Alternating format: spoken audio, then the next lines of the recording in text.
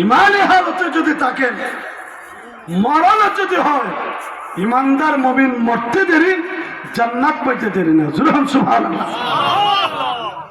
যে ইমান ভিতরে নিয়ে আসি, এই ইমানের নতিজা ফলাফল আল্লাহ তাআলা কইতেছেন।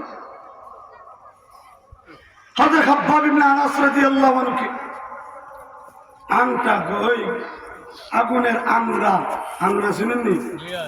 ছেলে জ্বলাইলে অথবা কয়লা জ্বলাইলে দেখবে আংরা হয়, আংরা চিন্নি সালাদ করলে দেখবেন এগুলো উঠেই আমরা পাতলার উপরে রাখি, গরম থাকতো, আগুন থাকেনি এটার মধ্যে।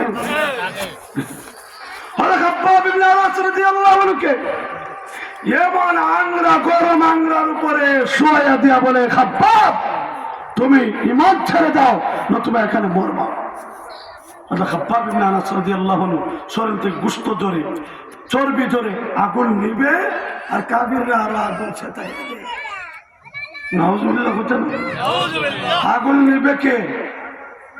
শরীরের গোশত জোরে, শরীরের চর্বিগুলা জোরে জোরে আগুন লিপতে আছে, আর কাফিররা আরো আগুন ছেটায় দেয়। জোরে হন না নাউজুবিল্লাহ। এরপর খাব্বাব ইবনে আনাস রাদিয়াল্লাহু আনহু বলেন, রে কাফিররা শুনো, আমি খাব্বাব ইবনে আনাসের যদি জীবন চলে যায়, এরপরও একটা মুহূর্তের জন্য ঈমান ছাড়বো না। এই ছিলেন সাহাবায়ে কেরাম। সাহাবায়ে কেরামরা যখন এই অবস্থা দিলেন, অত্যাচার, জুলুমের, নির্যাতনের